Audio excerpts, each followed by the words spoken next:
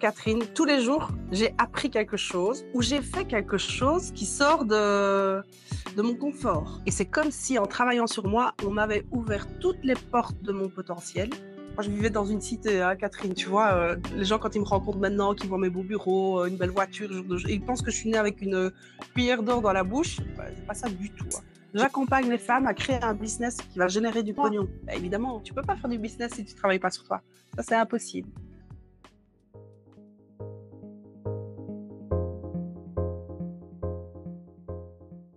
Bon, bonjour Laurence, déjà. Bonjour Catherine.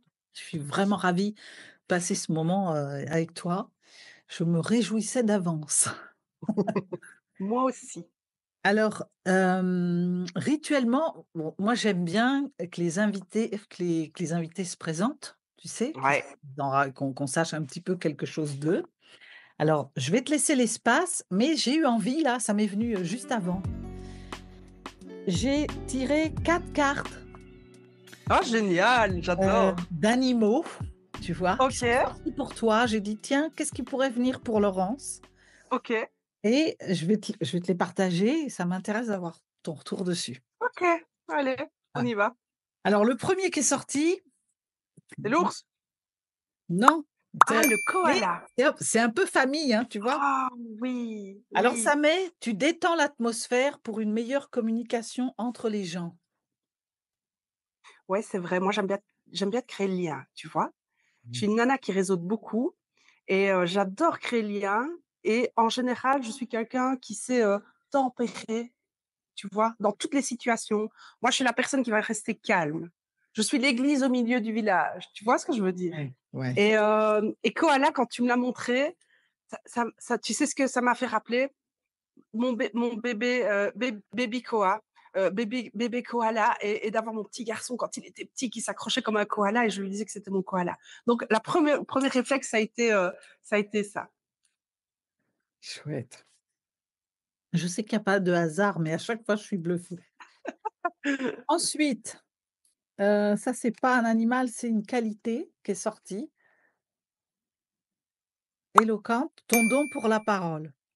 Ah, tiens, alors moi j'aime bien papoter, tu vois? J'aime bien parler, j'aime bien d'expliquer. Je suis assez investie quand j'ai des choses à dire, je ne me tais pas. Je ne me trouve pas spécialement éloquente, tu vois? J'ai pas l'impression d'avoir beaucoup de vocabulaire, très élaboré, ce genre de choses et on me dit parfois que je devrais mettre un peu plus de paillettes dans ma communication parce que je suis assez sans filtre moi, Catherine. Tout ce que je pense, je le dis. Mais moi, ce que je dis, c'est la vérité. C'est-à-dire que les faits, c'est comme ça, ben, je vais pas commencer à mettre des choses autour, ça va sortir comme ça et donc ça sort sans filtre. Mais voilà, mais j'aime bien papoter moi. Je suis une papote. C'est intéressant comment on associe l'éloquence Ouais, au bien parler, tu vois? Comme un c'est peu le complètement. parler d'avant avec, tu vois, Oui, ces c'est trucs à la ça. cour et tout ça. Mais l'éloquence, c'est aussi pour moi, c'est dire ce que tu as envie de dire de manière Ouais, c'est toujours assez fluide, hein, à chaque fois qu'on a échangé ouais, ensemble. ouais. Il y a quelque chose qui coule. C'est ça l'éloquence, c'est être capable de dire et puis c'est intéressant ce que tu dis parce que moi qui ai un public d'hypersensibles, je voudrais leur rappeler comment la transparence, c'est une qualité. Ce que tu dis: «J'ai pas de Et filtre, je dis tout». pas de filtre, C'est une ça sort. chance. Quand on rencontre des gens comme ça, on a une chance d'avoir la vérité en face. Oui, mais c'est ça.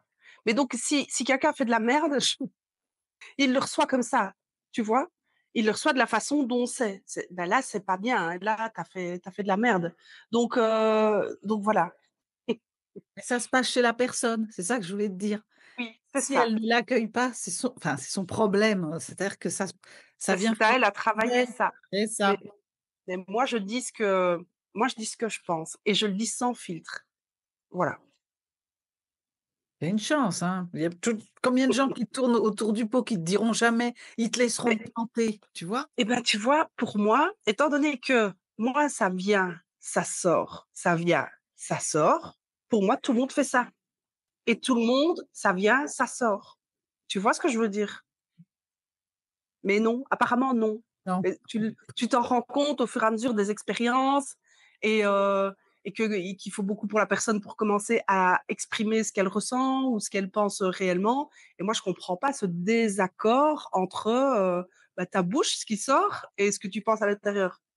Pour moi, les personnes, elles doivent pas être bien si elles vivent comme ça, tu vois? Si tu es toujours en train soit de te taire, de ne pas pouvoir exprimer ce que tu ressens ou en train de dire, des trucs qui n'ont rien à voir avec ce que tu penses vraiment, c'est pas, je sais pas, ça doit pas être très chouette.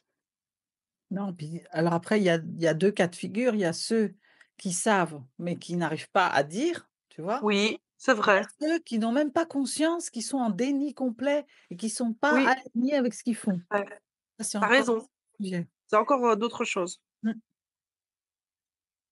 Et toi, tu les aides, toi, alors du coup, quand elles Oui, viennent te voir oui. ou quand ils viennent te voir, toi, tu les aides à aller, rechercher cet alignement du coup entre, ce qu'ils disent, ce qu'ils pensent, ce qu'ils sont?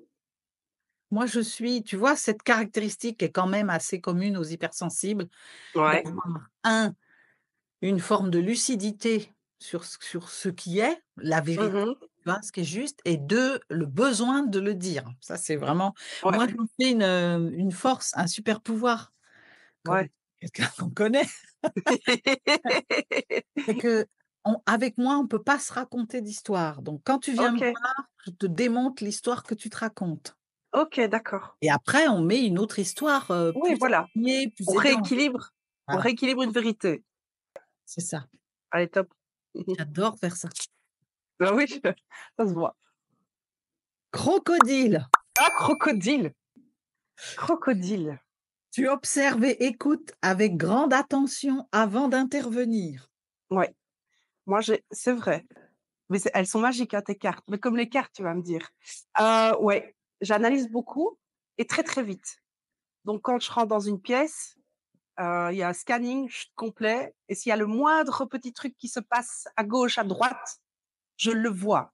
J'entends des conversations, une, 2, 3, ça devient compliqué, mais suivre 2 conversations, c'est tout à fait faisable pour moi et donc j'observe beaucoup, je regarde et c'était quoi la fin de la phrase? C'était: «Je me tais»?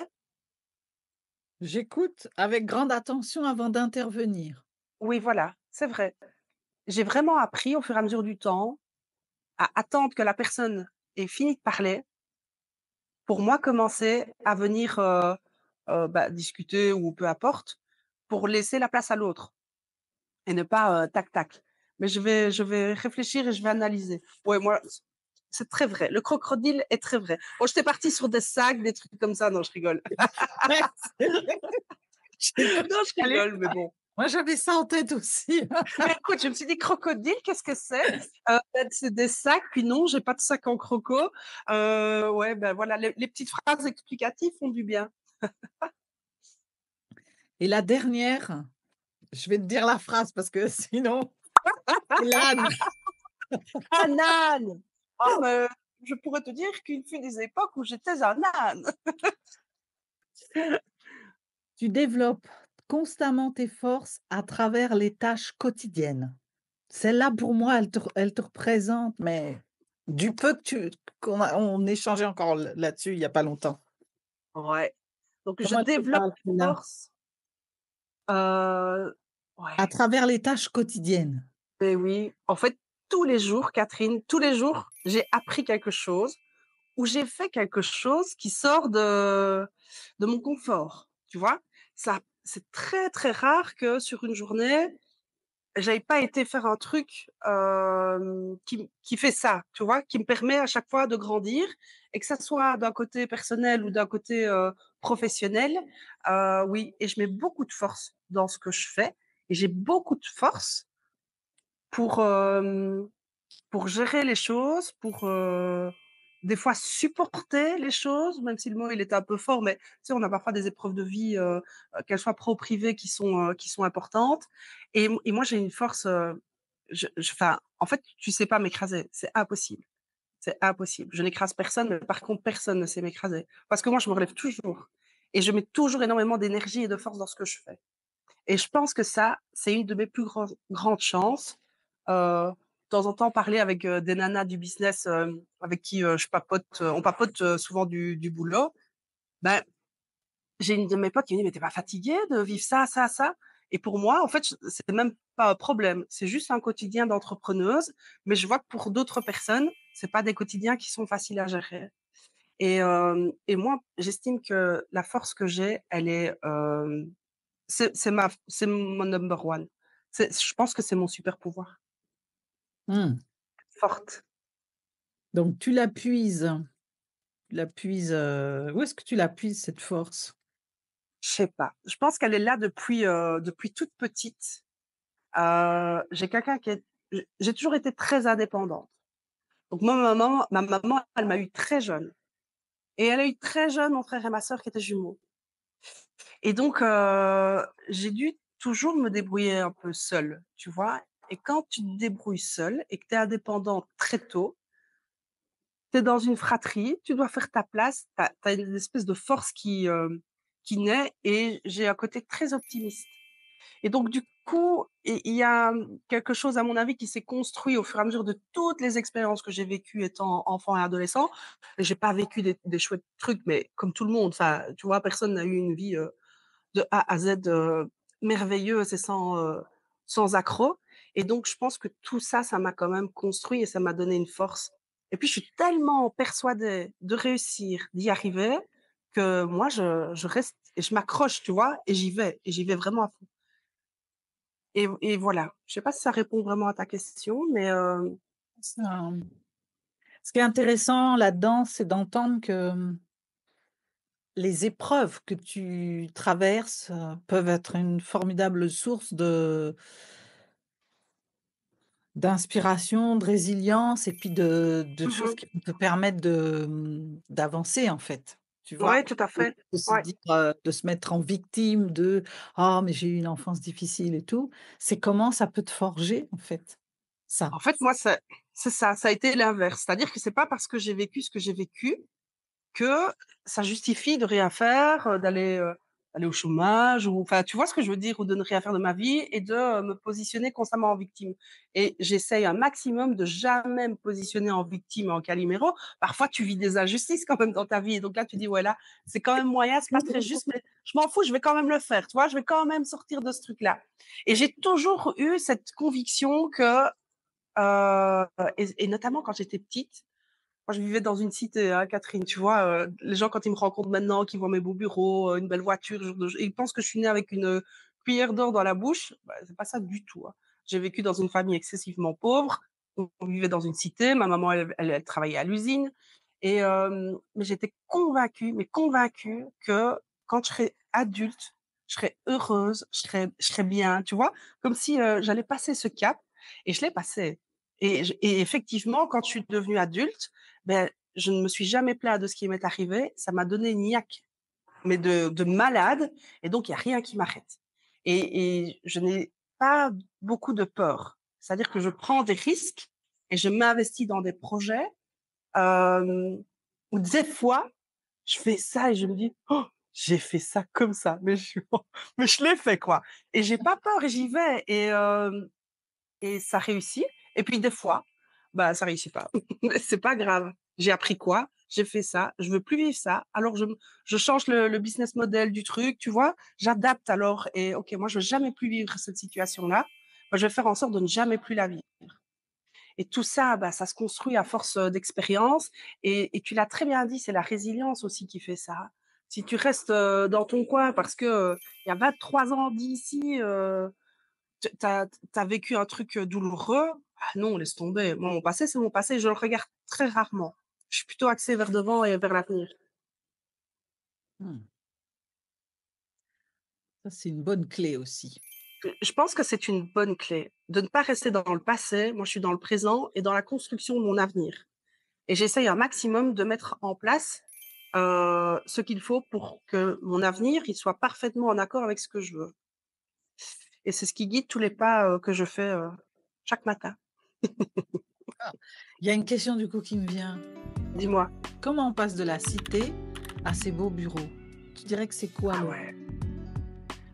La détermination, ouais, la détermination. Et un jour, j'ai cru en moi comme jamais. Et ça, je dois quand même avouer que, il y a eu un moment dans ma vie, une rencontre qui m'a ouvert un peu toutes les portes, tu vois? Quand j'étais jeune, moi j'étais, je j'étais moyenne à l'école, tu vois? C'était bof bof. Des fois j'excellais et des fois, quand ça m'intéressait pas, moi je faisais le strict minimum.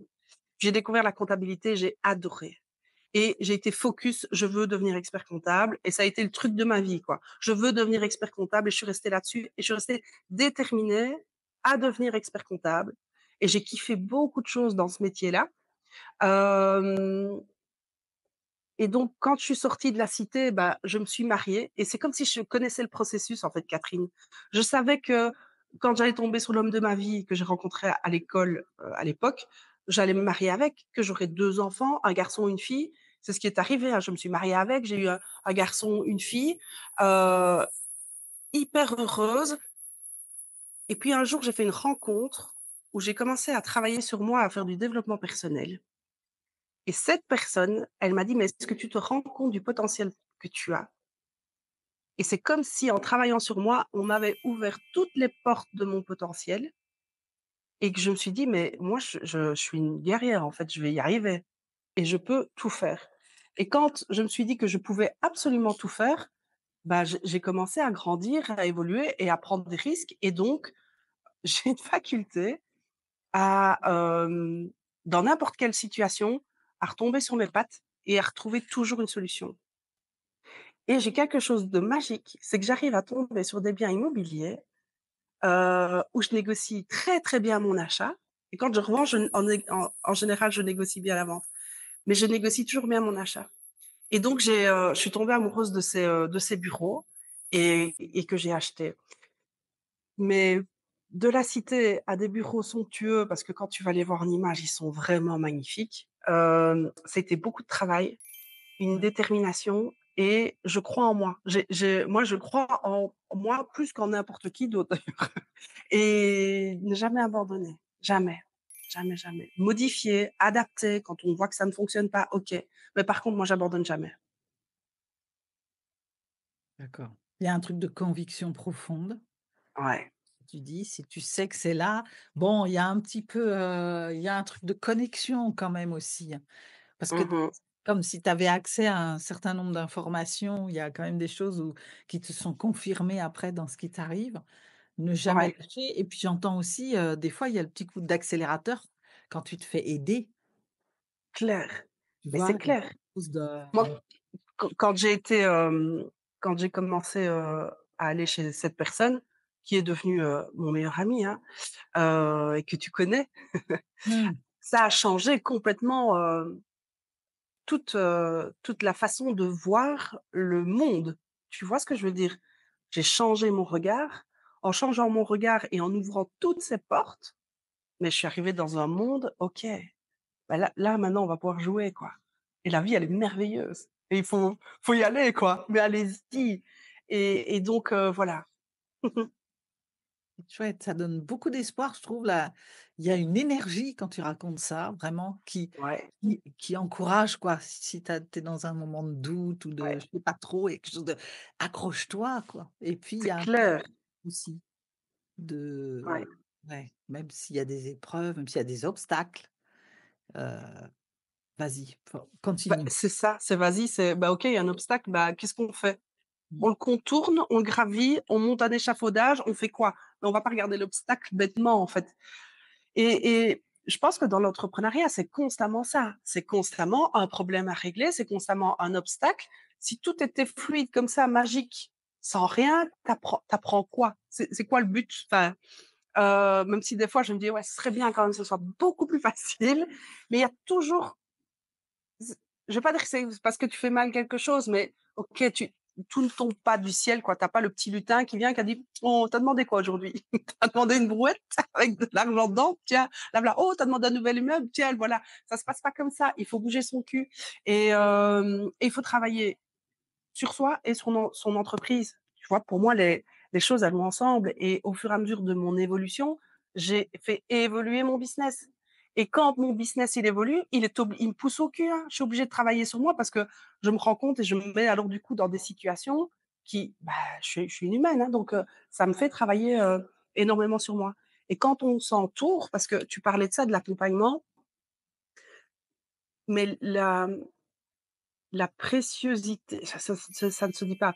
L'extrême qualité de l'accompagnement, tu vois ce que je veux dire? L'excellence de l'accompagnement. C'est-à-dire que des fois, on peut se faire accompagner par cruche, enfin et ça ne sert à rien, mais quand tu vas chercher quelqu'un qui est vraiment compétent dans son domaine, ben alors là, tu fais des bons, quoi. Que ça soit et dans ton business et sur toi. Tu fais des bons en avant, mais il faut choisir les bonnes personnes et hem et moi, alléluia, je j'ai rencontré quelqu'un qui était excessivement compétent et donc qui a changé ma vie.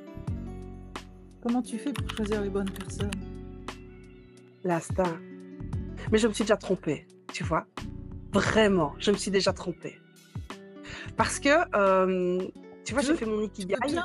me raconter cette fois où tu t'es trompée? Ça Ah m'intéresse. purée, c'est violent, hein? Mais je me suis bien trompée. En fait, tu vois, je vais pas dire que je vis dans le monde des bisounours, ce n'est pas vrai. En général, tu le dis, hein, Laurence, quand elle arrive, c'est bulldozer, en mode, ouais, elle va tout déchirer. Hem, mais j'ai vite confiance aux gens, au premier abord et je peux pas concevoir que en face de moi, je n'ai pas quelqu'un qui ait le même degré d'honnêteté et le même degré de loyauté et chez moi, la loyauté, Catherine, elle est très, très haut, mais très, très haut.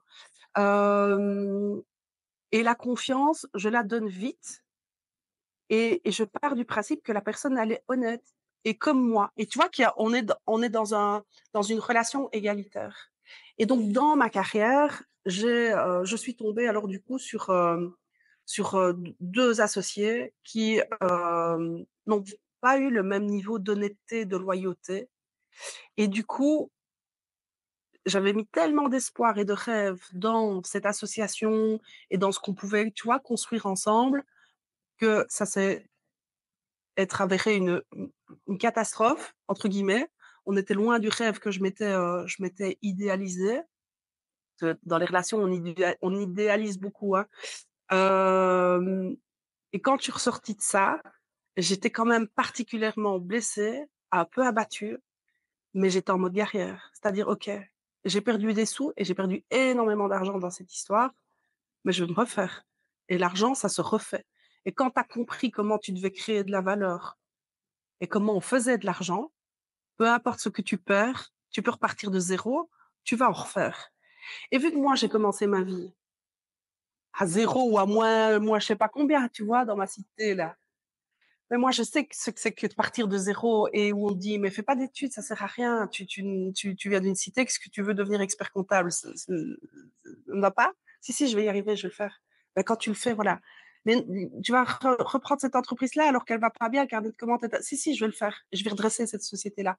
Et tu vois, et j'ai ce truc-là où on a beau me dire: «Mais comment veux-tu faire ce projet sans avoir autant d'argent, sans avoir autant je te tracasse, mais moi je vais trouver, je vais faire ce projet» et j'y arrive toujours et plus j'y arrive, plus je prends confiance. Mais il a fallu se redresser de cette, mésaventure entrepreneuriale, je vais l'appeler comme ça et je pense que quand j'entends les histoires d'autres, entrepreneuses ou entrepreneurs, on a tous à un moment donné une relation qui a vrillé, hein et donc voilà, je l'ai pas bien vécu sur le moment même. J'ai pleuré toutes les larmes de mon corps parce qu'ils m'ont vraiment énormément blessée. Moi, je les ai considérés bien plus que des associés, c'était des frères et ouais, bah, j'étais peut-être toute seule à être dans cette illusion relationnelle et ça m'a appris, énormément et donc je ne referai plus ces erreurs-là. Voilà. C'est beau, belle leçon parce que moi, Mmh. ce que j'entends, c'est que ça participe de ce qui fait tu dis on peut se refaire cette espèce de niaque que tu as toi et de Ouais, confiance. C'est ouais, aussi les épreuves qui t'ont donné ça parce que tu t'es relevée en fait à chaque fois. à chaque fois Ouais. et à Mmh. chaque fois plus forte, hein, Mmh. à chaque fois plus forte. Je dis pas que de temps en temps, je n'ai pas des moments de fatigue. Je dis: «Ah, j'aimerais bien avoir la paix là», tu vois? «Foutez-moi la paix». Je voudrais que tout roule comme ça et que boum. Mais ça fait partie de la vie, patience, voilà, c'est comme ça et oui, je me suis relevée d'épreuves, bien compliquées.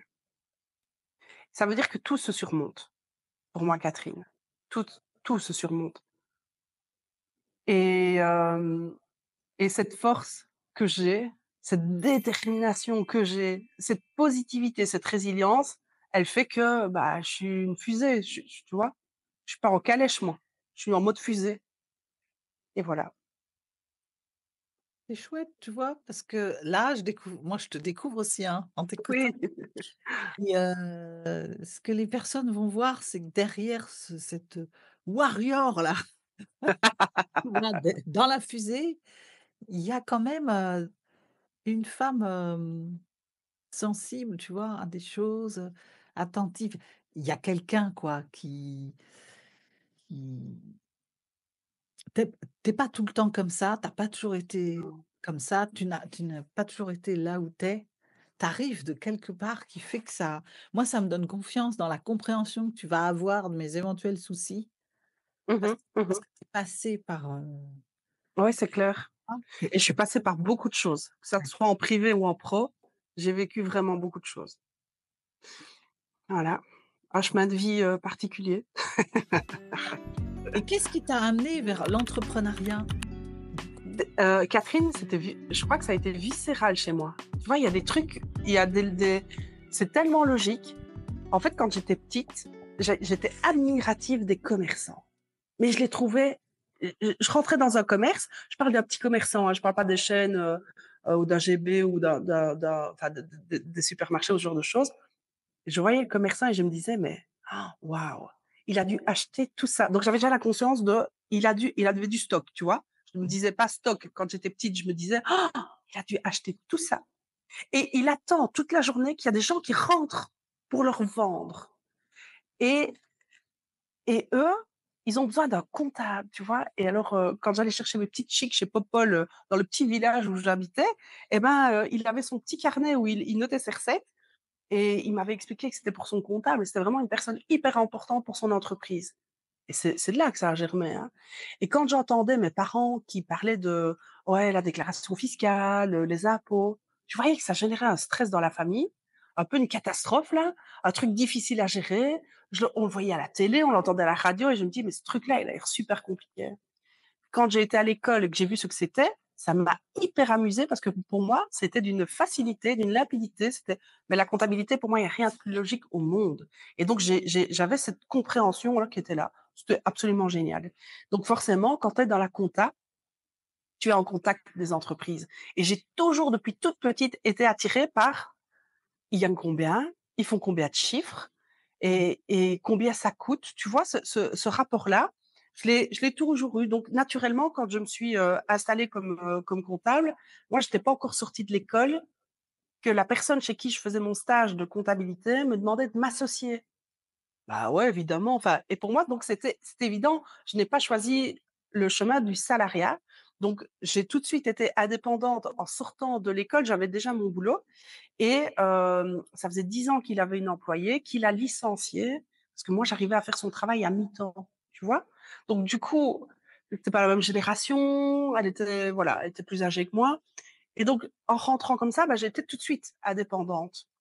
Sauf Mmh. que dans ma vie, en 2005, je me suis mariée, je suis tombée enceinte et au bout de 4 mois de grossesse, j'ai été hospitalisée pour une grossesse à risque et donc du coup, j'ai dû rester alitée tout le long de ma grossesse et je venais de me marier, d'acheter une maison et de m'être indépendante. Du coup, ça a été une période très compliquée parce qu'on passe de 2 salaires à un salaire, nos économies sont parties dans l'acquisition d'une maison et dans un mariage. Et quand j'ai, dû reprendre le travail, mon associé de l'époque, à qui je devais acheter la fiduciaire, me dit: «Qu'est-ce que tu fais? T'achètes ou pas? Parce que moi, j'ai une proposition et j'ai quelqu'un d'autre que toi». Et donc je lui ai dit: «Bah, écoute, je n'ai pas les moyens de racheter maintenant la fiduciaire, je viens d'accoucher, enfin, ça fait 6 mois que je suis je suis out». Et là, j'ai eu un moment dans ma vie de petit stress en me disant: «Bah, je viens de vivre 6 mois sans salaire, où j'ai mis ma famille» parce que je devenais maman et donc j'avais une responsabilité de dingue, j'avais un petit bout là à nourrir. J'ai mis tout le monde un peu en danger. Je vais retrouver du boulot, toujours en comptabilité, mais en tant qu'employée. Oh là là là là là là. Donc je l'ai fait. Je Les comptables, ils sont en rupture de stock, hein, ici, hein. Il y a pas de on pleure pour en avoir. Et donc j'ai fait comme ça, presque 2 ans de salariat pour, la personne qui est devenue mon mentor. J'ai détesté toute la philosophie de l'employé. J'ai détesté ça. C'est-à-dire que devoir arriver à 1 heure, repartir à 1 heure, avoir des congés fixés avec un règlement, mais moi ça me casse les pieds, c'est pas possible. Je Elle est où ma liberté? Et je n'étais pas non plus en accord avec, je suis tombée une fois malade 1 semaine, je suis restée à la maison pendant 1 semaine. Je savais que mon employeur, il était en train de me payer. Ça n et ça n'allait pas, c'était pas normal. Moi, tu travailles, tu gagnes de l'argent, peu importe ce que tu fais. Tu travailles pas, tu as pas à gagner de l'argent. Fais comme tout le monde, travaille. Du coup, je suis repassée vite en statut, d'indépendant, mais j'étais restée indépendante complémentaire et donc j'avais encore des clients à moi après journée. Donc j'ai toujours été indépendante depuis toute ma vie et je me suis posée une seule fois, voilà, je vais essayer en tant que salariée, j'ai détesté et jamais plus de ma vie je saurais refaire ça. Mais de toute façon là, c'est impossible, impossible. Moi, j'ai besoin de liberté, énormément. C'est là où on voit que les valeurs sont importantes pour le Oui, choix très. de carrière et de mode de réalisation. Toi, tu parles de Mmh. liberté, la notion de travail, j'ai de Ouais. l'argent au travail et c'est Oui, vrai c'est que vrai. comme ça, ben, en indépendant, tu peux plus te comme ça dépend de ton travail, Mmh. hein, ce que tu vas Ouais. récolter en fonction un peu de ce que tu investis et cetera. On voit comment tu t'es dirigé assez naturellement, plus, ben, comme un déclic que tu as eu là avec, Mmh. regardant les commerçants, tout ça. Ouais. Du coup, tu donnerais quoi en plus de ça? Donc moi, pour moi, il y a une notion de valeur forte. Qu'est-ce que tu donnerais comme conseil, à ceux et celles, après je viendrai sur ce que tu fais, hein, plus exactement, mais Ouais. qui veulent se lancer dans l'entrepreneuriat, mais qui osent pas trop? Alors, et c'est pas bateau quand je vais dire ça, mais c'est de se faire accompagner, quoi. Tu vois?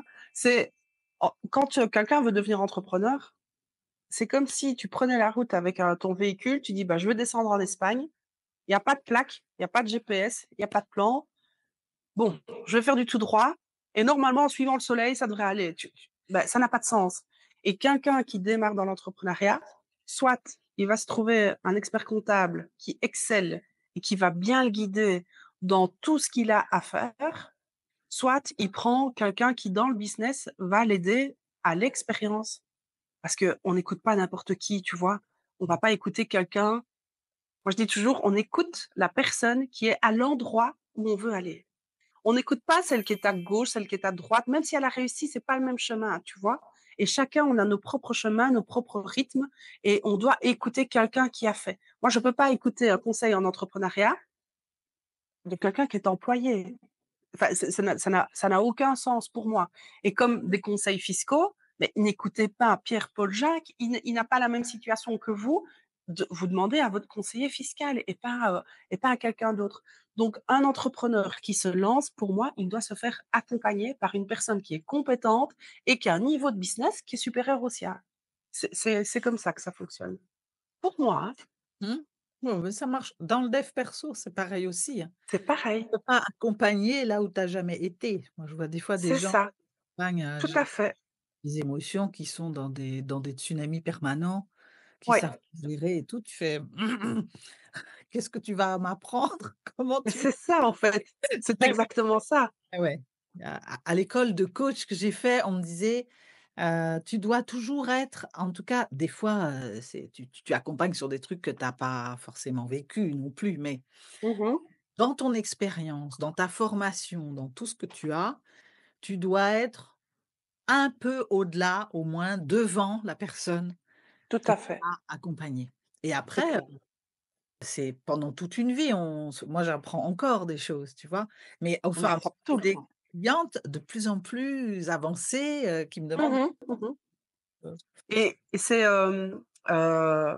aussi s'inspirer, tu vois? De quelqu'un qui fait quelque chose que toi aussi tu veux faire.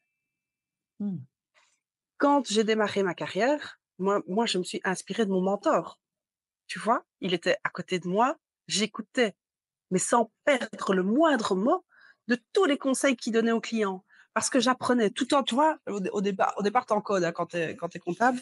Après, tu passes à d'autres tâches, mais les tâches principales, d'abord, c'est ceux-là. Mais moi, j'écoutais tout ce qu'il disait et j'emmagasinais, j'apprenais. Et donc, pour arriver à un moment donné à presque avoir son niveau, et c'est ça le but, c'est d'apprendre et d'apprendre avec quelqu'un qui a un niveau qui est supérieur au tien. Et dans toutes les parties de ton business, quoi. Tu vois? Moi, des fois, j'ai quelqu'un qui, c'est bien gentil, mais qui me dit, mais écoute, ce serait bien que tu fasses une vidéo comme ça, ce serait bien que tu publies ça sur les réseaux. Mais oui, mais tu fais quoi, toi? Et c'est quoi tes réseaux? C'est quoi ton résultat? Rien. Tu fais rien. Bah, comment tu peux venir me donner un conseil? C'est gentil, mais je vais plutôt écouter mon agence de com, tu vois? Parce qu'elle est vraiment spécialisée en communication. Voilà, moi, j'essaye d'écouter les bonnes personnes. Tu vois? On revient à tout à l'heure. Comment tu fais pour trouver un bonne personne, bon entourage? C'est c'est une des clés pour moi de réussite. C'est de s'entourer des bonnes personnes. Alors toi, aujourd'hui, tu es mentor à ton tour. Ouais, Ah, j'adore. ouais, Ouais. j'adore. Alors, est-ce que tu veux bien nous raconter ce que tu fais? Succès Oui, féminin, moi j'adore déjà rien que le rien que le nom, ah ouais. oui. Ouais, le nom, il pète. Et moi, j'aime bien quand je démarre une activité, tu vois, la première étape dans ma tête et dans mon fonctionnement à moi, mais c'est typique à moi, j'ai besoin du nom. Une fois que j'ai le nom, je peux commencer à le créer. Mais pour tout, hein, pour tous mes projets, que ça soit un projet immobilier ou un projet entrepreneuriat. Et donc, tu veux que je te raconte comment, ce qui s'est passé à l'intérieur de moi? Oui. Oh! Allez, je te raconte, je te raconte. Donc, moi, j'ai une carrière d'expert comptable, tu vois? Et puis un jour, j'ai bougé cette casquette, hop, et j'ai dit: «J'arrête, je fais de l'immobilier». Parce que je donnais du conseil aux gens et quand tu donnes des conseils aux gens, tu donnes du vent. Tu les aides à réaliser leurs rêves à eux. J'avais besoin de laisser une trace derrière moi et l'immobilier, bah, je suis rentrée dedans par des rencontres professionnelles et là, je construis des immeubles qui vont rester là des années, des années, des années et je laisse une trace, tu vois? Et Mmh. dans ce parcours comme ça, dans l'immobilier, il y a un truc qui, tu vois, qui était pas profondément, là. Il manquait quelque chose. Il y avait une saveur qui n'était pas là, tu vois? C'est comme si tu manges un plat qui n'est pas épicé ou qui est pas saucé. Il manque un truc et je savais pas quoi. Mais c'était là sans être un gros problème, mais il manquait un truc. Il manquait un équilibre, et je ne me revoyais pas du tout repartir dans l'expertise comptable. Et il y a un peu plus ouais, il y a presque 2 ans maintenant, il y a 2 ans d'ici, j'ai eu l'occasion avec une pote de reprendre un réseau de femmes. Il s'appelle le réseau Phare et ce réseau, moi, je l'ai connu en 2007. Ça a été la première activité que j'ai fait et grâce à ce réseau et à rencontrer des nanas, donc c'est un réseau uniquement de femmes, où on fait des activités comme des soupers, des formations, des petits déjeuners, des lunchs, des rencontres. On fait des petits marchés où, les créatrices viennent vendre leurs produits. Quand je suis rentrée à l'époque dans ce réseau, je me suis éclatée. Donc j'étais expert comptable et moi, j'allais m'éclater tous les mois avec des nanas et elles avaient toutes des activités géniales. Il y en a qui construisaient des sacs, il y en a qui étaient chocolatières, d'autres esthéticiennes, enfin peu importe ce qu'elles faisaient, elles étaient toutes tellement, moi, c'était une bande de potes. La conséquence en business, c'est que ça doublait mon chiffre d'affaires. Que chaque année, tu vois, je doublais tellement, la puissance d'un réseau, quand tu crées des liens qui sont authentiques, hein, pas quand tu arrives avec ta carte de visite: «Bonjour, je veux vendre le truc». J'ai jamais fait ça. J'ai toujours réseauté dans un but de m'amuser. Bah, du coup, j'ai eu une très, très belle, clientèle, très féminine aussi forcément, vu que c'est là que j'allais chercher mes clientes. Et il y a 2 ans d'ici, j'ai eu l'occasion de reprendre ce réseau et de me remettre complètement dans le bain et en contact avec des femmes entrepreneuses. Et ça m'a reconnectée à la réalité de l'entrepreneuriat au féminin. Elles n'osent pas, elles ont peur, elles n'ont pas confiance en elles. Syndrome de l'imposteur et cerise sur les gâteaux, je ne gagne pas d'argent. Tu vois? Moi, dans ma carrière, je me suis spécialisée en création d'entreprise. Ça, c'est vraiment mon truc. Liquidation, fusion, j'ai détesté, j'ai vraiment pas aimé. Par contre, la création d'entreprise, j'ai un truc, tu vois? La naissance du projet, ça me fait vraiment vibrer. Et au contact de ces nanas, il y en a une qui me dit: «Écoute, j'aimerais bien lancer mon projet. Est-ce que tu peux m'aider?» Et je lui réponds de façon, spontanée: «Je ne suis plus expert comptable. Je suis plus expert comptable». Et elle me dit: «Mais je m'en fous en fait de ta casquette d'expert comptable, c'est toi que je veux». «Oui, OK, bah, viens, je vais te faire une séance, enfin, tu vois?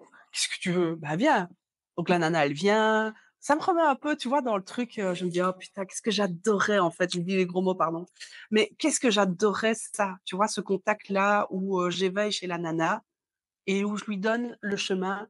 J'ai une vision très rapide du truc qu'elle doit faire et elle pas du tout. Elle est dans le brouillard et moi c'est très clair, mais tu dois faire comme ça, comme ça, comme ça, et c'est limpide. Et en plus, j'ai la chance d'avoir toutes mes compétences et toute mon expérience d'expert comptable où moi j'ai suivi mais des centaines et des centaines et des centaines de porteurs de projets.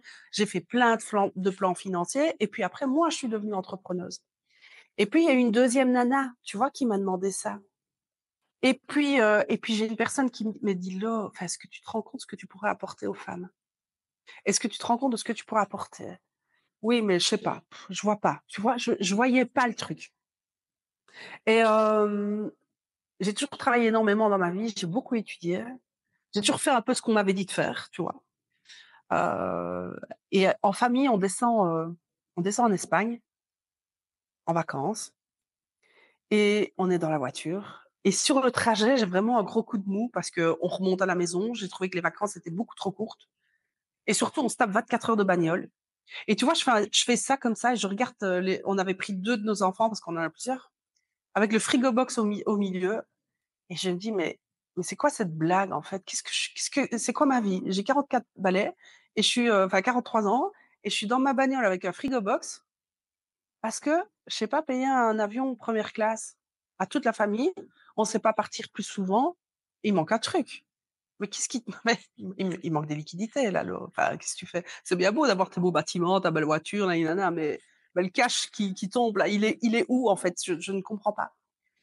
Et là, mon meilleur ami m'envoie une vidéo, d'une nana, heu, que tu connais, hein, et je me dis: «C'est qui cet extraterrestre-là? À 30 ans, elle est devenue multimillionnaire? Mais c'est une blague ou quoi?» Parce que moi, j'ai beaucoup travaillé, j'ai beaucoup étudié et pourquoi moi je le suis pas? Il y a un truc. Et donc je suis rentrée dans un programme, bah, d'accompagnement de cette femme-là parce que, je l'ai choisie parce qu'elle était à un niveau de business que je n'avais pas encore et que je voulais atteindre. Donc je savais que c'était elle qui allait pouvoir m'amener là où je voulais et je ne savais pas encore quoi faire à ce moment-là. En parallèle de ça, je rentre dans le programme, je commence, module mindset et cetera. Très vite, je vois que ce qui m'anime quand même, c'est de bosser avec les femmes, quoi. Il y a un truc et ma passion, c'est la création d'entreprise. Et en parallèle à ça, je fais un module, je fais, bah, des séances d'accompagnement en Ikigai. Tu vois? C'est je pense que c'est une technique japonaise chez une nana que je ne connaissais pas, qui s'appelle Nadia. Et en travaillant en parallèle dans cette formation, dans cet accompagnement et en faisant mon Ikigai, mais là, c'est la révélation, quoi. C'est mon truc, c'est quoi? Ben, c'est d'accompagner les femmes et dans ce que je sais faire le mieux, la création d'un business. Et en plus, je maîtrise les chiffres et je sais faire de l'argent, tu vois? Pas encore à des niveaux de cash où je suis multimillionnaire et olé, olé, je paye la première classe à toute ma fratrie. Mais par contre, par rapport aux nanas que j'ai dans ma région, et cetera, je gagne vraiment bien ma vie. Et c'est là où est né en moi cette, enfin c'est pas que c'est né, c'est que tout s'est aligné parfaitement dans un programme que j'ai créé qui s'appelle Succès au féminin et où j'ai condensé 20 ans d'expérience, 20 ans de compétences dans un ordre, tu vois, d'étapes à franchir. Et je commence à travailler par leur mindset. Et l'ikigai a tellement été puissant chez moi d'être parfaitement aligné entre mes compétences, mes valeurs, ce que je sais faire et générer de l'argent avec ça, que je l'ai inclus dans mon programme d'accompagnement. Et donc aujourd'hui, c'est un programme qui est assez complet parce qu'on va parler du mindset, on va parler des chiffres. Je suis une femme de chiffres, hein, moi, tu vois? Donc on va parler dedans et une des façons de vendre aujourd'hui, Catherine, il y a rien à faire, c'est les réseaux, hein, et c'est la communication et se positionner sur les réseaux et donc il y a toute une partie sur le personal branding qui est donnée par une experte en personal branding parce que tu vois, moi, je suis pas experte en personal branding. Donc du coup, j'ai été chercher l'experte en personal branding, j'ai été chercher l'experte en ikigai. Moi, je suis l'experte des chiffres et du mindset parce que moi, j'ai un mindset bah, de malade. Et j'ai condensé tout ça dans un programme avec des vidéos et avec des séances d'accompagnement, que ce soit chez la coach Ikigai, personal branding ou chez moi, on suit les nanas. Et donc voilà ce que j'ai créé. C'est sorti ici en janvier 2025. Ouais. Donc, succès au féminin est tout récent. Il y a quelques nanas déjà qui sont dans le programme. Donc j'ai quelques retours forcément de parce que je les vois régulièrement et donc j'ai des retours qui me transpercent le cœur, mais de façon tellement positive parce qu'elles se transforment, elles. Elles sont en pleine transformation et elles waouh! Et donc c'est juste waouh! Parce que je les vois grandir et ça, c'est génial. Ça fait envie, hein. Ça fait envie. Je commence quand? Mais c'est ça en fait, mais c'est tellement génial et donc voilà, je je suis tellement je kiffe tellement ça, tu vois? Et de les avoir et de dire: «OK, fais ça comme ça» et du coup ça bouge, ça avance et j'en ai même une qui m'a dit: «J'ai presque peur de la transformation que ça va faire et des conséquences de ma transformation parce que ça fait travailler sur moi». Bah, évidemment, tu peux pas faire du business si tu travailles pas sur toi. Ça, c'est impossible. Donc, donc voilà. Et moi, le but, c'est d'arriver au résultat, hein, Catherine. Mmh. Donc, Ouais. c'est-à-dire que moi, je veux qu'elles gagnent leur vie, hein. C'est hors de question que mes nanas, quand elles sortent du programme, ça gagne 2 000 € et puis c'est tout. Bah, je veux plus, à chaque fois. Et ça, C'est c'est mon petit combien de challenge, quoi. c'est sur combien de temps ton programme? Bah, pour moi, j'estime, pour être à l'aise, 12 semaines. Mmh. Si tu es vraiment motivé, tu peux réduire d'un bon tiers, tu vois?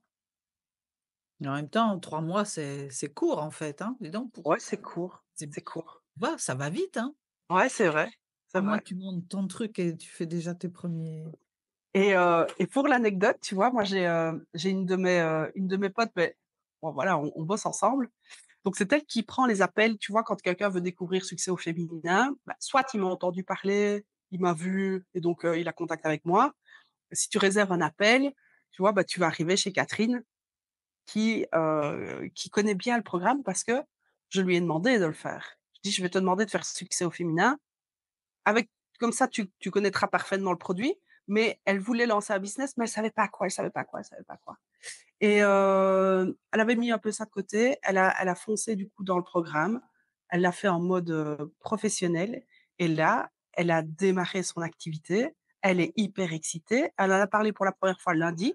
Elle avait déjà un prospect qui lui demandait plus de renseignements. Elle a même pas encore fini de monter son truc. On est toujours en plein milieu du bazar que,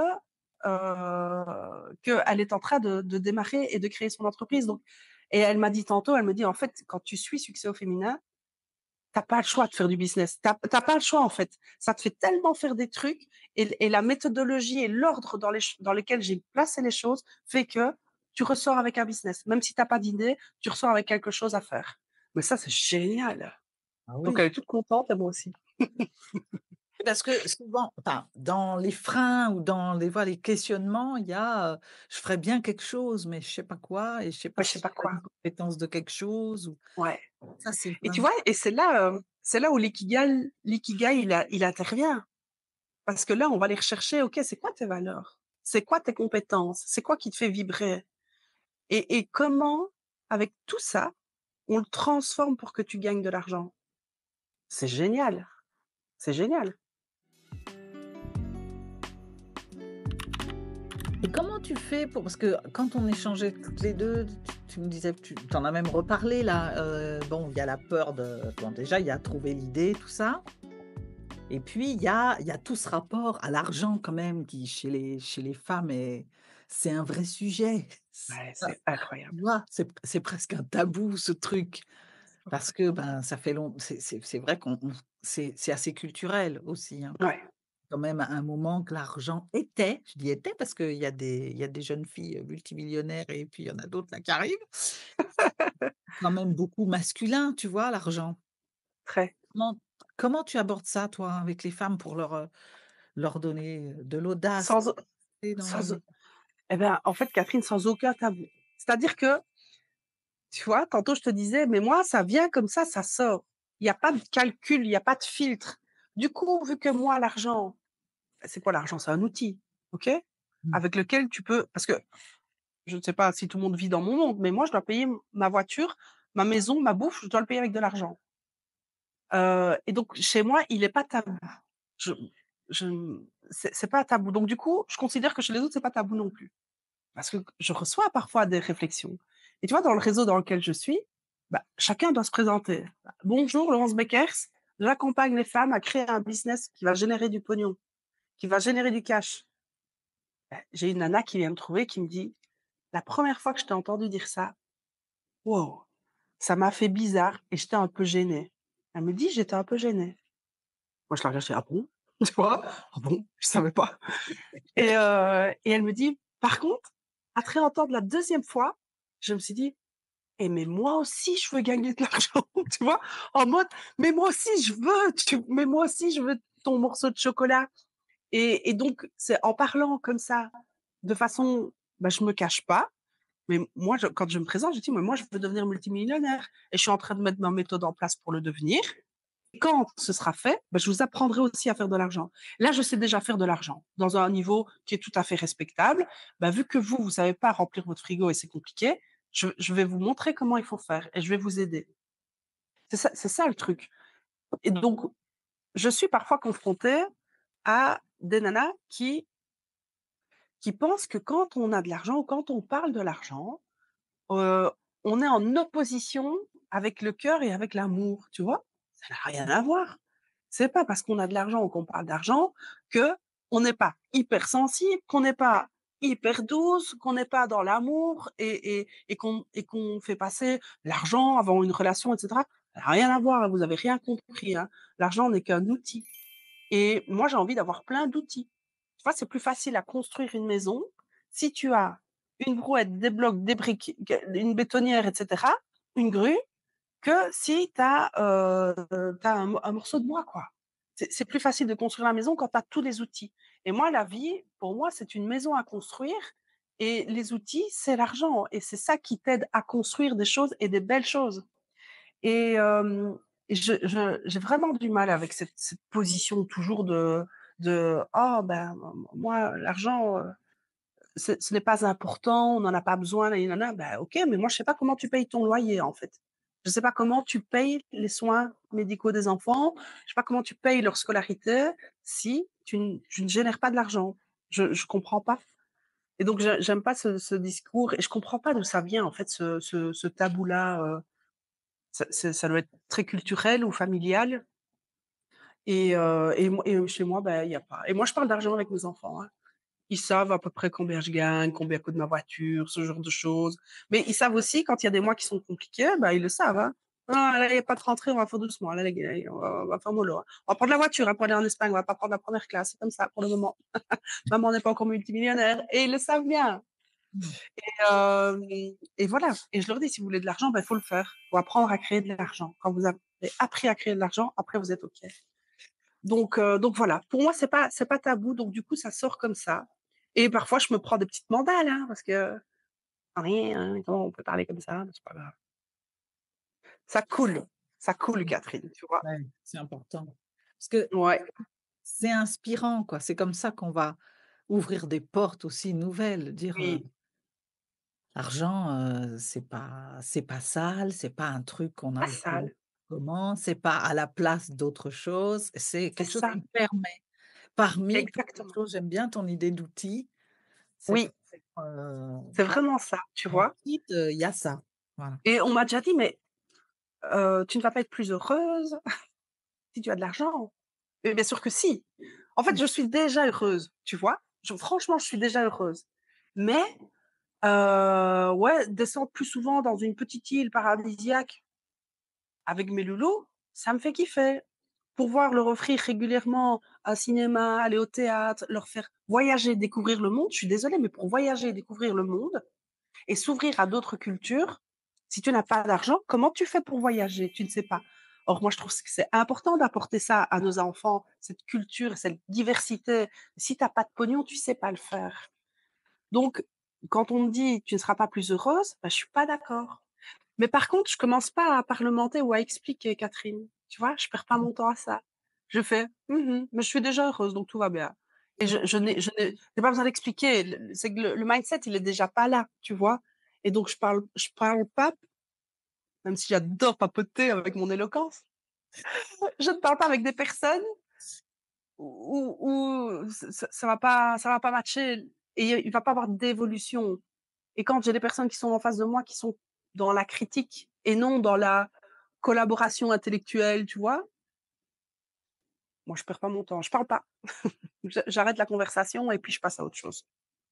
Donc voilà, Une bonne façon de placer ton énergie au bon endroit.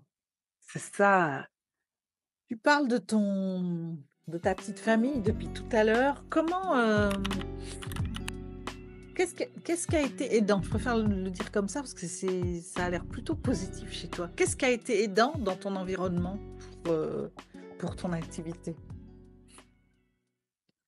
Qu'est-ce qui a été aidant dans mon environnement? En fait, mon entourage, il m'a toujours connue, mon entourage proche, donc c'est-à-dire mes enfants, Mmh.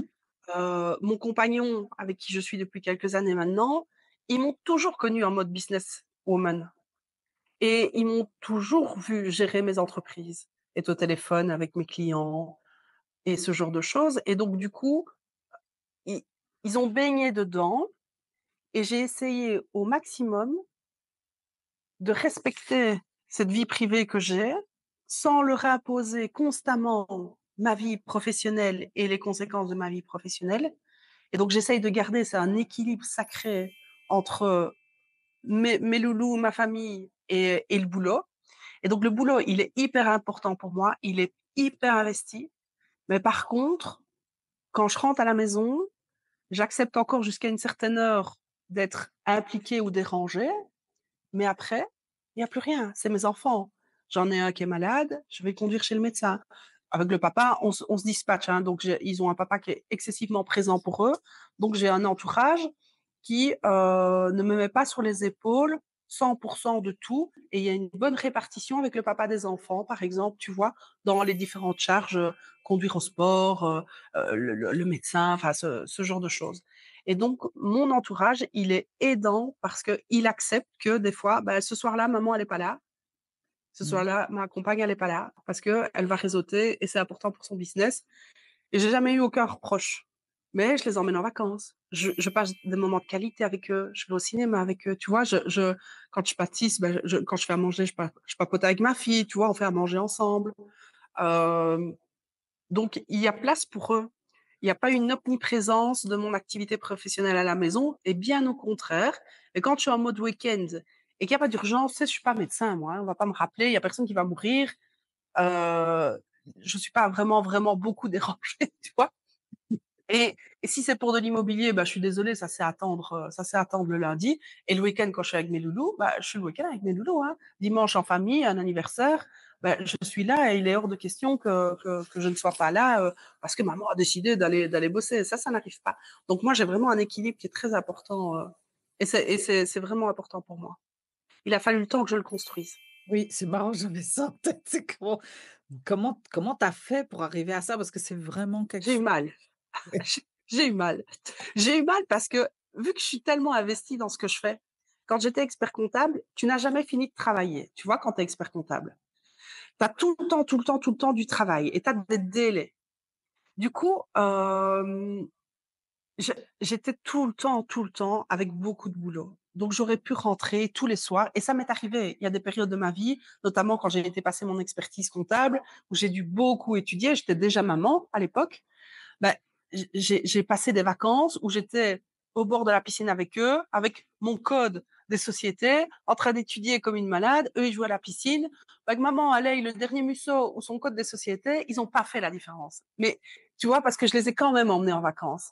Mmh. Hem et donc au fur et à mesure du temps, j'ai appris que cette surcharge constante de travail et où j'avais un déséquilibre dans ma vie privée et dans le boulot, au point où je stressais d'aller le samedi à l'école parce que c'était son jour chouette et le jour où il fallait à 14 heures, il y avait un spectacle, il fallait que j'aille voir ma fille. J'ai été voir chaque année ma fille ou mon fils à ces spectacles. Mais c'était en pleine période de déclaration fiscale. À l'intérieur de moi, c'était une catastrophe. Parce que dans ces périodes-là, de 6 heures du matin jusqu'à 22 heures tous les jours, tu travailles, tu vois, pendant un mois et tu n'arrêtes pas. Et quand tu dois passer de 14 à 18 heures dans un truc, tu vas me dire, c'est pas grand-chose, 4 heures. Mais c'est 4 heures de travail que j'allais devoir rattraper à des heures complètement folles. Et donc là, c'était compliqué. Et ça a fait aussi beaucoup jouer dans ma décision d'arrêter ce métier que j'aimais. C'est cette difficulté à garder cet équilibre. Et puis, hop, j'ai imposé les règles et maintenant, voilà, il y a rien qui va s'effondrer, hein, le vendredi soir. C'est bon, je suis en famille, hein. Ça peut attendre le lendemain, ça peut attendre le lundi, comme je te dis, je suis pas médecin, je suis pas urgentiste, ça peut attendre. Et donc je fonctionne par bloc, tu vois? Là, du lundi, je démarre ma journée à 8 heures. En général, je la finis en 18-19. Ça, c'est ma journée du lundi. Pendant la journée, il faut pas que mon privé vienne m'envahir. Tu vois, quand je suis au travail, je suis au travail, en fait. Donc, ne venez pas. Moi, j'ai mes copines, si elles m'appellent, je vais pas décrocher. C'est pas le moment. Je rappelle alors du coup en fin de journée, au jour de choses. Et quand je suis au boulot, je suis au boulot et j'essaie que mon privé ne vienne pas déborder sur mon professionnel. Et donc, je fais complètement pareil quand je suis de l'autre côté. Et j'essaye de rester focus et investi dans ce que je suis en train de faire. Il y a quelque chose de la qualité de présence à ce que tu es. Le Oui, travail, tu es là, hop, et oui, après c'est ça. la famille, c'est pareil. C'est ça, Vraiment. Ça, c'est parce que ça, c'est vraiment dans les travers des débutants, au début, clairement. pour un peu que tu sois dans ta passion, tu y passes des heures et puis au C'est ça. détriment du couple, du machin, des enfants et cetera, donc Oui, et quand tu te crois aussi indispensable et sans moi, les choses vont pas se faire, tu vois? mmh, Non, non, non, il y a personne qui est indispensable, en fait, et les choses, elles peuvent attendre et tant pis. Bah, j'ai un équilibre évidemment, enfin, tu te doutes bien, mais tu as raison, c'est une qualité de présence à chacun des moments. Quand je suis au boulot, je suis au boulot et je veux pas que mon privé vienne intervenir. Mais quand je suis en privé, on me fout la paix, tu vois? C'est mes moments privés, voilà. bien. On parlait de ça ensemble là, c'est quand je t'écoute en plus tu dis: «Bon, il y a répartition des tâches et tout». La famille, c'est comme un système, entrepreneurial aussi, tu vois? Bah, ouais. Il y a ses tâches, machin, c'est tu as bâti un comme un tu avais aussi fait un ce que j'avais comme en tête, c'est empire familial, c'est marrant, mais Ah, c'est vraiment marrant. oui, je sais pas pourquoi j'ai ça, mais ouais, tu chacun, il y a du dialogue. En plus, il y a tous les ingrédients de ce qui fait fonctionner un système et que ce soit coulant, tu vois? C'est Ouais. chacun sait, il y a de la transparence parce que tu dis, ils savent combien je gagne, ce que je fais quand il y a moins et cetera. Il y a de la qualité de présence, il y a de la Mmh. réalisation, il y a des choses que vous partagez ensemble. Si Ouais, j'ai avec ma fille, hein, ouais. et moi, ce qui m'a complètement j'y pensais encore là, avant là, qu'on échange, c'est que comment tu es inspirante aussi. Parce que tu as 2 Ouais, de tes enfants ouais. qui vont suivre ou qui ont Et du coup, du et du choix. coup, les loulous, ouais, ils prennent un peu un chemin, enfin, je te l'expliquais, ma fille, elle me dit l'autre jour: «Mais maman, est-ce que tu te rends compte que depuis toute petite, je suis avec toi en voiture, tu passes tes coups de fil en voiture tout le temps et donc je t'ai entendu parler de business, mais toute ma vie, en fait». Donc elle a toujours été baignée par ça et ils sont baignés par, «Maman, elle a tel projet, elle va faire telle chose» et cetera. Bah, du coup, ma fille, 18 ans, elle a décidé d'arrêter l'école pour créer son entreprise. Elle est prothésiste ongulaire. Elle fait des trucs magnifiques, autodidacte. À 11 ans, elle a commencé à regarder des tutos, tu vois? Mmh. Et petit à petit, avec ses petits sous, son petit argent de poche, à s'acheter du matériel, à apprendre sur elle et puis à apprendre sur ses copines Et aujourd'hui, bah, le système scolaire ne lui convient pas du tout et donc pour ses 18 ans, quand elle est rentrée en septembre et j'ai bien vu les 15 premiers jours, ça se passait pas bien pour elle, hein. Elle se retrouve avec des gamines de 15 ans. Elle a une scolarité compliquée parce qu'elle est multi 10 et donc ça a été compliqué pour elle et je lui ai dit: «Mais écoute ma grande, tu as 18 ans, tu n'es plus dans l'obligation légale scolaire. Tu fais absolument ce que tu veux, mais tu fais quelque chose. Donc soit tu prends ton sac à dos, tu vas en Australie, tu vas au Brésil, tu vas aux États-Unis, tu descends en Espagne, tu vas où tu veux, mais tu voyages et tu vas découvrir le monde ou tu vas faire des stages quelque part. Soit tu bosses, soit tu choisis une autre formation, une autre école, peu importe, mais tu fais». Et donc son choix, ça a été d'être indépendante et puis elle m'a dit: «Écoute, je ne serais jamais allée travailler pour quelqu'un», parce que je lui dis: «Peut-être que tu peux aller travailler pour quelqu'un 1 an ou 2, le temps de te parfaire, de plusieurs formations et cetera». Elle m'a dit: «Mais tu es malade ou quoi? Qu'est-ce que tu veux que j'aille qu'est-ce que tu veux que j'aille travailler pour quelqu'un maman? Tu as vu mon caractère?» Puis elle me regarde: «Les chiens ne font pas des chats?» «Ouais, OK, d'accord». Et mon petit garçon qui va bientôt avoir, 14 ans, enfin en été, quand on lui a demandé c'était quoi son rêve, bah, lui c'est de faire sa marque de vêtements. Et tu vois? Et alors je suis partagée entre, «Viens, viens, assieds-toi à côté de maman. Alors, on va déjà lui trouver un nom», tu vois? Et mais je me dis: «Le gamin, il a même pas 14 ans, qu'il joue à ses trucs, qu'il fasse son sport». Il en fait pas beaucoup pour le moment, mais qu'il bouge et qu'il fasse autre chose que de l'entrepreneuriat à 13 ans et demi. Enfin, mais de nouveau, je me rends compte que sans le vouloir, ils se sont inspirés de leur maman et ils copient du coup maman. Maman, elle a créé telle marque, ben, mon gamin, il a envie de faire sa marque de vêtements et c'est génial. Et ma fille, ben, elle veut être libre et indépendante, quoi. Qu'est-ce que Donc, ça te c'est fait? quoi? Qu'est-ce que ça te fait ça, de les voir, finalement, te suivre quelque part? Suivre un peu tu es comme un peu leur mentor ou leur modèle, Ouais, à c'est un tout peu ça. petit, en tant que maman, mais en tant qu'entrepreneuse. Ouais. En fait, c'est comme si c'était un peu logique, tu vois? C'est Mmh. c'est c'est un peu logique. Ce qu'ils font, je me dis: «Ouais, génial, j'adore, je vais kiffer». Je me réjouis de travailler avec mon fils, tu vois? Ma fille, elle est venue installer, ici à la grande salle, elle est venue installer son espace, pour recevoir ses clients. Donc du coup, ma fille vient travailler dans le même milieu que moi et donc je trouve ça. Ouais, ça coule de source. Mais j'aurais absolument respecté que ma fille fasse, elle a fait beaucoup d'équitation, tu vois, quand elle était jeune et à un moment donné, on s'est même bah, est-ce qu'elle va pas en faire son métier? Elle aurait fait de l'équitation, elle aurait fait de l'équitation. En fait, ils sont complètement libres, ils font ce qu'ils veulent. Et si mon fils dans 3 ans ou dans 5 ans, il me dit: «Je veux devenir pompier», bah, deviens pompier. Ils sont libres. Mais quand je les entends, je me dis: «Ouais, c'est normal». C'est normal, en fait. Allez-y les gars, maman est derrière. Je vais vous apprendre. Et alors, mais ce qui me fait plaisir par contre, c'est que, vu que j'ai pas peur de faire du business et que j'ai pas peur de me planter, ils ont pas peur. Et ma fille, elle a pas peur. Elle lance son truc, elle a 18 ans. Catherine, elle a 2 clientes, hein. Mmh. Mais elle s'en fout, elle y va, elle fait. Et tous les jours, elle fait ses stories et quand elle rencontre quelqu'un, elle explique ce qu'elle fait pour essayer d'avoir des gens et cetera et elle a pas peur et donc l'importance de son mindset d'entrepreneur par rapport à ses enfants, mais c'est primordial parce que si tu es bourré de peur, si tu es bourré de préjugés, de critiques et si tu vois la fille en mode Calimero, c'est trop difficile, c'est ça que tu transmets à tes loulous. Moi, j'ai pas transmis ça à mes loulous. J'ai dit: «OK, là, j'ai mal, bah, je vais réussir». Bah, là, maman, elle s'est plantée, mais c'est pas grave, j'ai appris ça, je vais continuer. Et là, maman, elle a réussi. Et là, maman, elle a gagné beaucoup d'argent, là, parce qu'elle a bien fait ça. Et tout ça, ils l'ont vécu, en fait. Ils l'ont vécu et pas en mode, je les éduque, venez au tableau et je vais vous expliquer comment on fait. Ils l'ont vécu de façon naturelle dans leur vie, quoi. Donc voilà. Mais je suis contente que ma fille n'ait pas peur.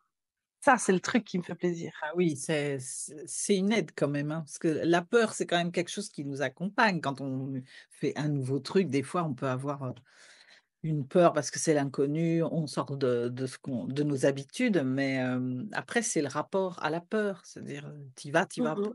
ou tu vas pas, Oui. quoi. Et quand j'ai une nana, tu vois, qui me dit, «Mais j'ai peur de faire ça». «Mais pourquoi faire?» Tu vois? Je la regarde, je dis: «Pourquoi faire? Pourquoi tu mets une peur là?» Et donc, du coup, rien mais pourquoi faire, en fait? Ça va te servir à quoi? Et si, et si, et si, et si, enfin, tu vois?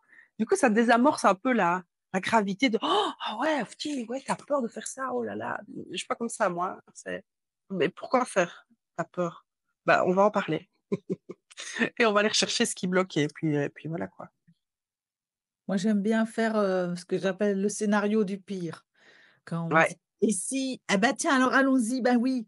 Puis même si voilà. puissance 10 000 qui arrivent, alors?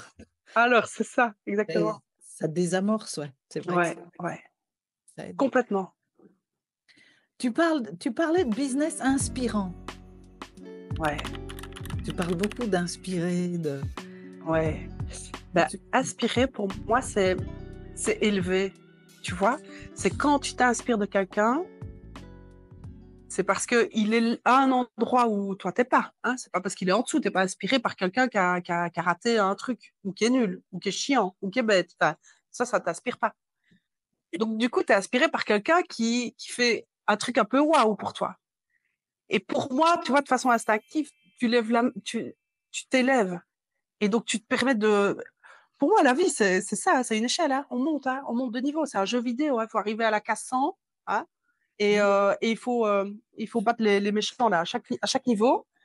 Et quand tu vois que, ah putain, la nana là, elle a fait ça et elle a réussi, ben moi, ça m'inspire.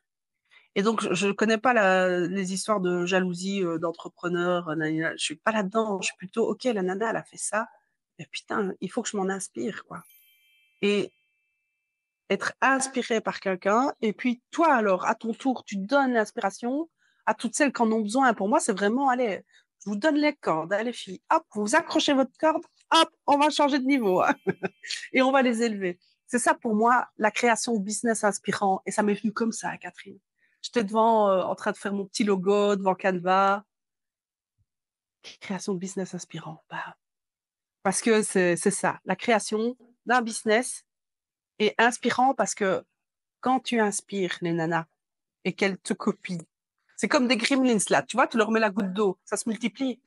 Bah, du coup, elles deviennent aussi inspirantes pour les autres. Et donc, elles créent elles-mêmes des business qui sont inspirants. Ça, c'est génial. C'est comme si tu propageais, en fait. Tu propages tout ce que tu peux de façon positive. Et c'est un peu contagieux. Allez, allez les filles. On s'inspire l'une l'autre. Voilà. et puis là, on est dans la pyramide tout en haut là, au sommet, c'est Ouais. l'accomplissement. Il y a quelque chose de Ouais, c'est beau ah, ça. j'ai Ouais. je m'accomplis, Ouais. j'accomplis, je transmets, ça viralise. Tu parles de laisser des traces. Ouais. C'est Ouais, c'est vrai. en parlant de ça, L'accomplissement. tiens, qu'est-ce que tu aimerais bon, c'est tu hein, parce que je vais parler d'un truc, qu'est-ce que tu aimerais qu'il soit dit quand tu seras plus là, toi? Qu'est-ce que tu aimerais qu'on dise de toi? Oh, mais quelle question! Comme si je savais. Ah oui, oui, oui, oui. Donc, Laurence ah, était bah, je pense qu'inspirante, j'aimerais bien que ce mot-là, il ressorte. Euh,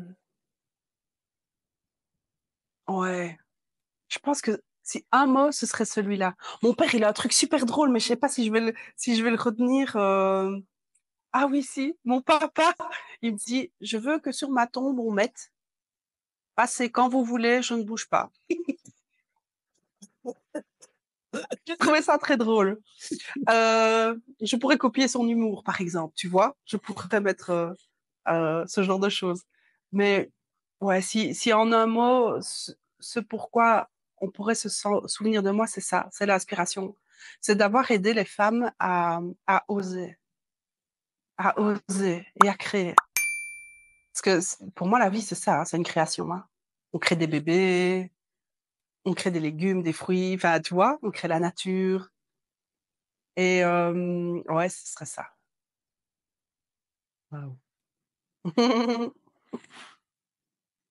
Allez, j'en ai 2 dernières pour toi là qui me viennent. Tu peux revenir en arrière, qu'est-ce que tu changes? Ah, purée! J'adore. En fait, Mmh. Tu vois? Je me la suis déjà posée celle-là. Mais qui je suis aujourd'hui, avec le fonctionnement et cetera, découle de toute cette somme d'expériences parfois merdiques, hein. Et donc si je venais à changer quelque chose, qui je serais aujourd'hui? Mmh. Tu et si c'est changer la personne que je suis aujourd'hui, est-ce qu'aujourd'hui, je serai la personne que je vais atteindre dans 10 ans et donc j'ai perdu 10 ans avec mes couillonnades d'expérience de merde? Ou je ne serai pas là où je serai aujourd'hui? Et je serais peut-être restée expert comptable, à échanger mon temps en contre de l'argent, à ne jamais pouvoir imaginer même qu'un jour je puisse voyager, tu vois? Et Mmh. et que je n'aille pas mes beaux bureaux et au final que je ne fasse pas de l'argent comme, j'ai envie d'en faire et que je n'aie pas le réseau et la qualité des relations aujourd'hui que j'ai. Moi, j'ai dégagé tout ce qui polluait, hein, dans ma vie. Donc aujourd'hui, je n'ai que des relations saines dans mon entourage et quand c'est pas ça, ça dégage. Hem, du coup, ma réponse à ta question sera rien.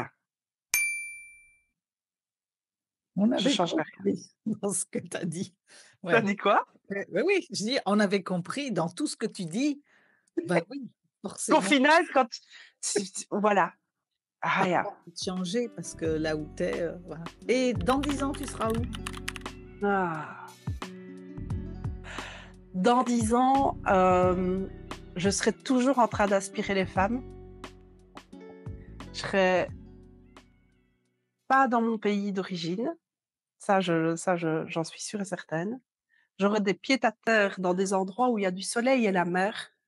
La mer est quelque chose de très ressourçant pour moi et hem et mon truc, c'est d'investir dans les boîtes de femmes et de créer des immersions pour les femmes avec, des week-ends ou des semaines un peu, business, mais d'un niveau, voilà. Et je me vois, voilà, business angel, à toujours être entourée de femmes et à aider les femmes. Mais je ne serai pas géographiquement où je suis située aujourd'hui. Ça, j'en suis sûre. Je vais partir avec ça moi, business angel. J'adore. Ouais. Oh, merci Laurence de ce Bah, moment. merci Catherine, Il y a c'est il cool. y a quelque chose que tu voudrais rajouter que tu as pas dit? J'aimais bien comme tu as amené le truc avec les cartes, c'était sympa. Les nanas, si vous me regardez, foncez quoi. Allez-y. Au pire, vous tombez, vous vous relevez. C'est Mmh. comme quand vous avez appris à marcher. Bon super, moi j'ai passé un super moment, vraiment. Tu nous embarques. Tu as eu une énergie, en fait, c'est ça, moi je retiens si on me dit, Laurence, qu'est-ce que tu comment tu repars avec Laurence? Je mets, énergie, bonne humeur, vraiment un truc joyeux Ouais, et confiance. Moi, j'ai envie ouais. demain dans mon business, je sais plus où j'en suis, machin, moi je viens te voir.